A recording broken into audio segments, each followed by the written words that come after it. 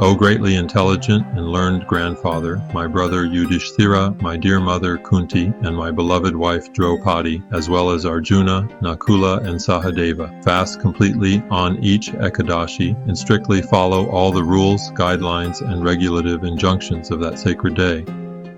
Being very religious, they always tell me that I should also fast on that day too. But, O learned grandfather, I tell them that I cannot live without eating, because as the son of Vayudeva, Samana Prana, the digestive air, hunger is unbearable to me. I can give widely in charity and worship Lord Keshava properly with all manner of wonderful upacharas, but I cannot be asked to fast on Ekadashi. Please tell me how I can obtain the same merit's result without fasting. Once Bhimasena, the younger brother of Maharaja Yudhishthira, asked the great sage Shrila Vyasadeva, the grandfather of the Pandavas, if it is possible to return to the spiritual world without having observed all the rules and regulations of the Ekadashi fasts.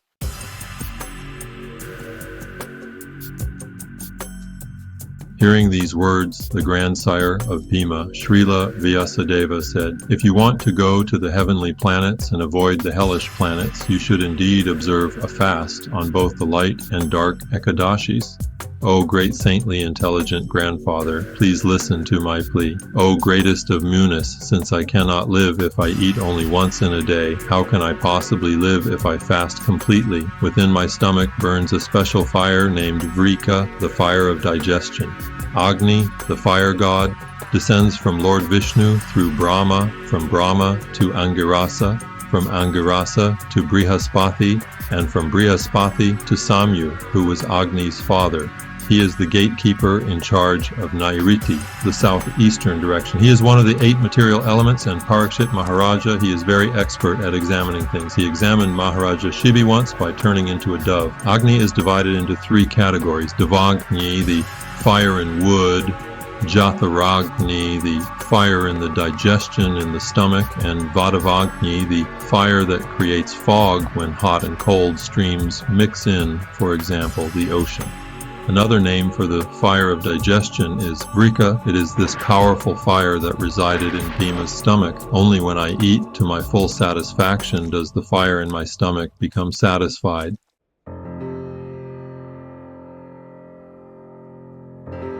O great sage, I might possibly be able to fast only once, so I beg that you tell me of an Ekadashi that is worthy of my fasting, and that includes all other Ekadashis. I shall faithfully observe that fast and hopefully still become eligible for liberation's release.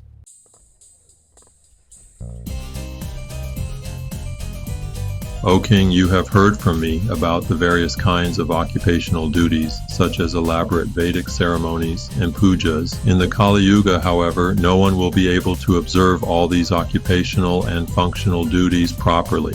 I shall therefore tell you how, at practically no expense, one can endure some small austerity and achieve the greatest benefit and resultant happiness. The essence of what is written in the Vedic literatures known as the Puranas is that one should not eat on either the dark or light fortnight Ekadashis.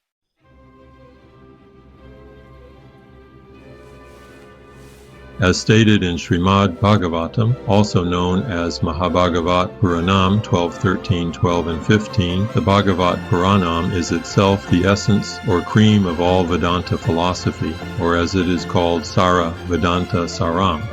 And, the Srimad Bhagavatam's unequivocal message is that of full surrender to Lord Sri Krishna and the rendering of loving devotional service to him. Observing Ekadashi strictly is, a great aid in that process, and here Srila Vyasadeva is simply stressing to Bhima the importance of the Ekadashi Vratam. One who fasts on Ekadashis is saved from going to the hellish planets. Hearing Srila Vyasadeva's words, the son of Vayu, Bhimasena, the strongest of all warriors, became frightened and began to shake like a leaf on a banyan tree in a strong wind. "Oh, grandfather, what should I do? I am completely unable and ill-equipped to fast twice in a month throughout the year. Please tell me of the one fasting day that will bestow the greatest benefit upon me."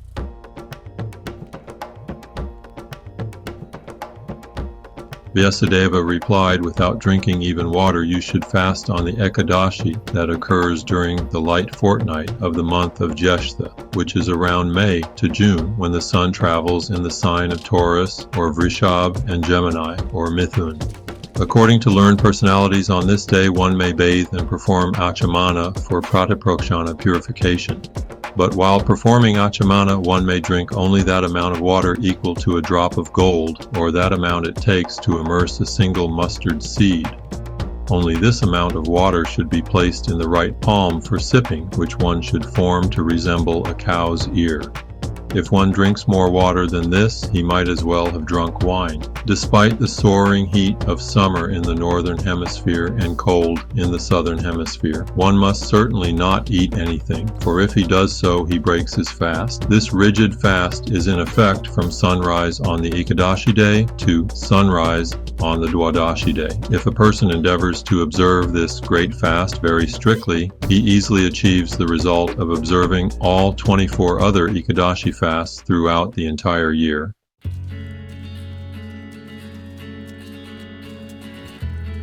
On Dwadashi, the devotee should bathe early in the morning. Then, according to the prescribed rules, guidelines, and regulative injunctions, and of course, depending on his ability, he should give some golden water to worthy brahmanas. Finally, he should cheerfully honor prasadam with a brahmana. O Bhimasena, one who can fast on this special Ekadashi in this manner reaps the benefit of having fasted on every Ekadashi during the year. There is no doubt of this, nor should there be.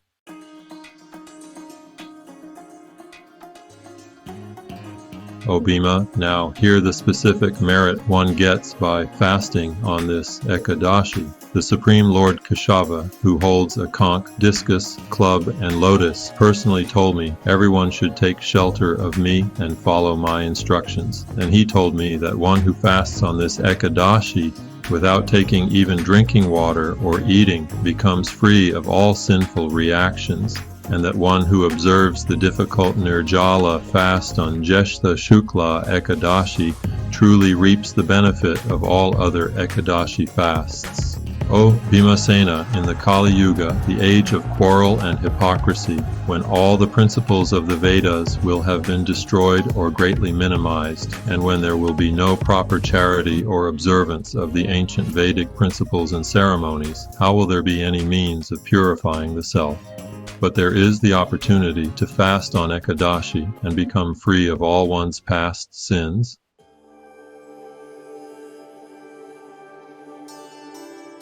O son of Vayu, what more can I say to you? You should not eat during the Ekadashis that occur during the dark and light fortnights, and you should even give up drinking water, nir meaning no, jala meaning water, on the particularly auspicious Ekadashi day of Jyeshtha Shukla Ekadashi.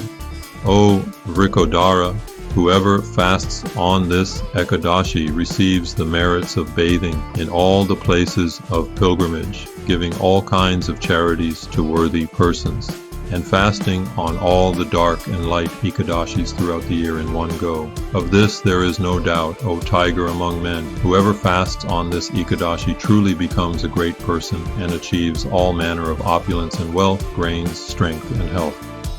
And at the fearful moment of death, the terrible Yamadutas, whose complexions are yellow and black, and who brandish huge maces and twirl mystic pasha ropes in the air for binding their victims, will refuse to approach him.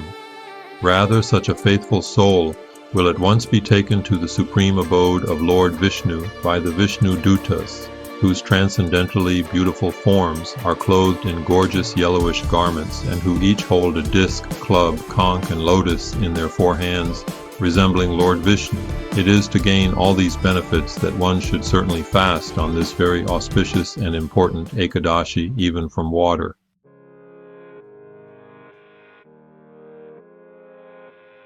When the other Pandavas heard about the benefits to be gained by following Jyeshtha Shukla Ekadashi, they resolved to observe it exactly as their grandfather Shrila Vyasadeva had explained it to their brother Bhimasena. All the Pandavas observed it by refraining from eating or drinking anything, and thus this day is also known as Pandava Nirjala Ekadashi. Technically, it is a Mahadvadashi. O Bhimasena, therefore, you should observe this important fast to remove all your past sinful reactions. You should pray to the Supreme Personality of Godhead, Lord Sri Krishna, in this way, making your Sankalpa declaration, O Lord of all the Devas, O Supreme Personality of Godhead, today I shall observe Ekadashi without taking any water. O unlimited Anantadev, I shall break fast on the next day Dwadashi.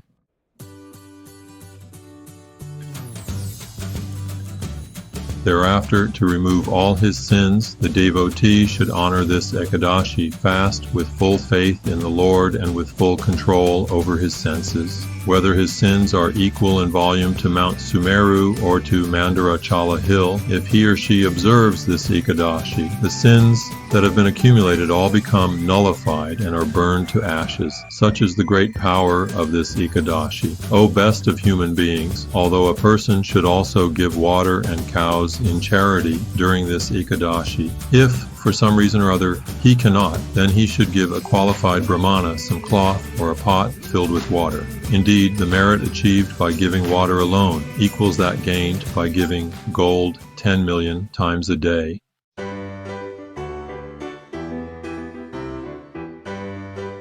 O Bhima, Lord Sri Krishna has said that whoever observes this Ekadashi should take a holy bath, give charity to a worthy person, chant the Lord's holy names on a japa mala, and perform some kind of recommended sacrifice, for by doing these things on this day one receives imperishable benefits.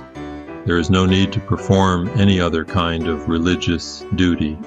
Observance of this Ekadashi fast alone promotes one to the supreme abode of Sri Vishnu. O best of the Kurus, if one donates gold cloth or anything else on this day, the merit one obtains is imperishable.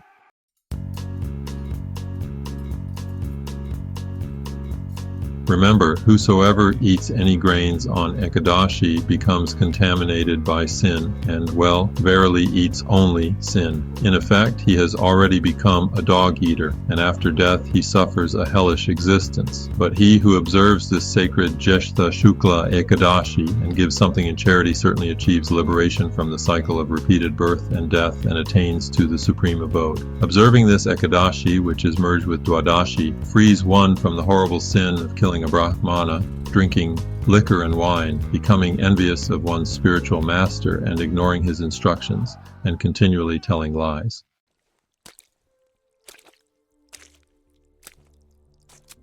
Furthermore, O best of beings, any man or woman who observes this fast properly and worships the Supreme Lord Jalshayi, and who on the next day satisfies a qualified brahmana with nice sweets and a donation of cows and money, such a person certainly pleases the Supreme Lord Vasudeva, so much so that 100 previous generations in his family undoubtedly go to the Supreme Lord's abode, even though they may have been very sinful, of bad character, and guilty of suicide, and so on. Indeed, one who observes this amazing Ekadashi rides on a glorious celestial airplane to the Lord's abode.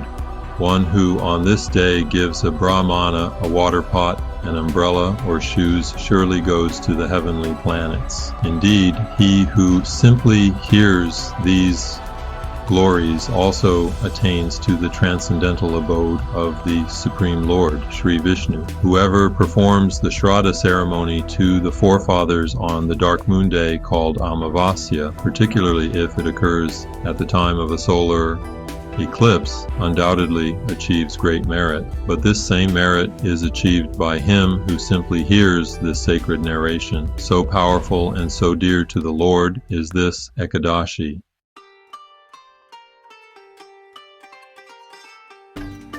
One should clean his teeth properly and without eating or drinking observe this Ekadashi to please the Supreme Lord Keshava. On the day after Ekadashi, one should worship the Supreme Personality of Godhead in his form as Trivikrama by offering him water, flowers, incense, and a brightly burning lamp. Then the devotee should pray from the heart, O God of gods, O deliverer of everyone, O Hrishikesha, master of the senses, kindly bestow upon me the gift of liberation, though I can offer you nothing greater than this humble pot filled with water. Then the devotee should donate the water pot to a brahmana.